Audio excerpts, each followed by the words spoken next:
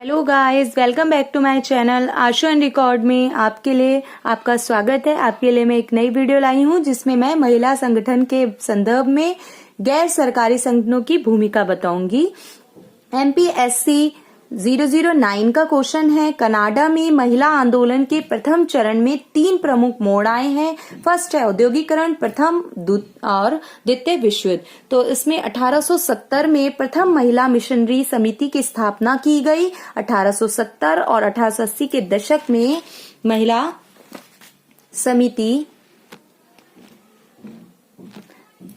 समिति के बारे में जो समिति थी उसकी सफलता के बारे में समिति की सफलता ने महिलाओं को धर्मनिरपेक्ष संगठन गठित करने के लिए प्रोत्साहित किया।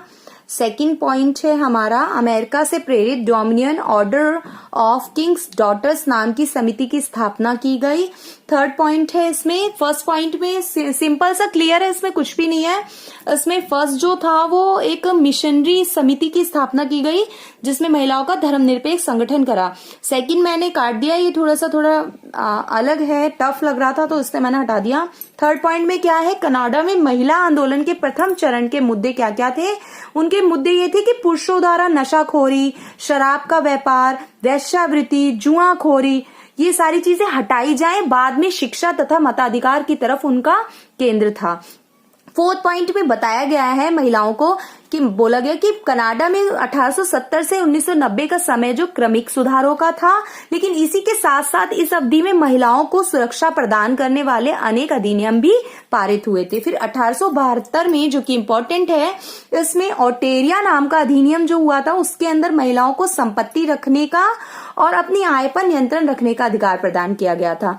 6 पॉइंट है हमारा, इसमें 1884 में विवाहित महिलाएं जो है वो संपत्ति अधिनियम, और 1925 में संघीय तलाक अधिनियम लागू हुआ, और वही ओटेरिया वाला अधिनियम जो महिला को कानून पढ़ने, उसे व्यवसाय के रूप में अपनाने की अनुमति देता है।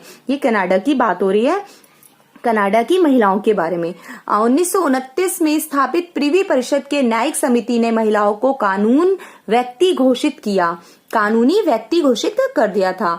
लिटरेरी क्लब, ये इम्पोर्टेंट है, ऐसा संगठन था जिसने महिलाओं के मताधिकार के लिए सबसे पहले आवाज बुलंद की थी।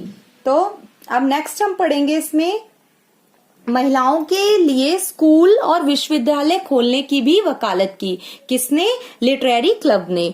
नेक्स्ट है सेकंड, इसमें जो योग्य अविवाहित और विवाहित जो होंगी उन्हें मत देने का अधिकार सबसे पहले पूर्ण मताधिकार देने का लागू हुआ था। नेक्स्ट इसमें प्रांतीय चुनावों में महिलाओं को मत डालने का अधिकार मिला।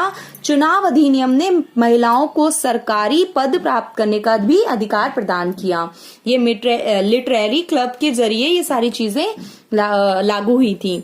उसके बाद जो चुनाव अधिनियम थे उन्होंने महिलाओं को सरकारी पद प्राप्त करने का अधिकार भी प्रदान किया, और 1921 में पहली बार महिला संसद सदस्य चुनी गई। तो फिर इसमें व्यवसाय में महिलाओं के प्रवेश को अनुमति प्रदान की गई और उन्हें समान वेतन का आश्वासन भी मिल चुका था। इसके बाद कनाडा की महिलाएं शिकायतें देकर सामने आई।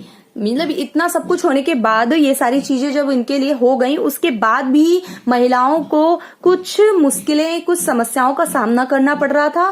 तो पहली शिकायत उनकी थी कि निजी जीवन से संबंधित थी, जिसमें उन्होंने इस बात पर ऐतराज जताया कि उन्हें पुरुषों से किसी भी प्रकार की सहायता नहीं मिलती। इसके अलावा वे घरेलू हिंसा से भी सुरक्षित नहीं थी। नेक्स्ट हमारा पॉइंट था, दूसरी शिकायत उनकी थी कि सार्वजनिक जीवन से संबंधित थी, और यह शिकायत थी कि उन्हें अनेक प्रतिबंधों का सामना करना पड़ता है। कनाडा में इन शिकायतों ने नारीवाद को दूसरे चरण तक पहुंचाया। और फिर क्या हुआ, नेक्स्ट 32 महिला संगठन ने महिला समानता समिति की स्थापना की, जिसका उद्देश्य महिलाओं की स्थिति पर एक शाही आयोग का गठन करना था। 25 वर्षों के बाद भी ये जो शाही वो करना चाहते थे आयोग, रिपोर्ट को पूरी तरह लागू नहीं किया। 25 वर्ष की उनकी ये कोशिश के बाद भी उनको लागू नहीं हुआ। दूसरा चरण, पहला चरण है, प्रथम चरण सारा क्लियर है, दूसरे चरण ये था। दूसरे चरण में महिलाओं की स्थिति पर शाही आयोग की नियुक्ति और उसका काम प्रमुख घटनाएं थी। आई होप आपको मेरी वीडियो पसंद आई होगी। लाइक करें, शेयर करें, ज्यादा से ज्यादा कमेंट करें। Thank you for watching.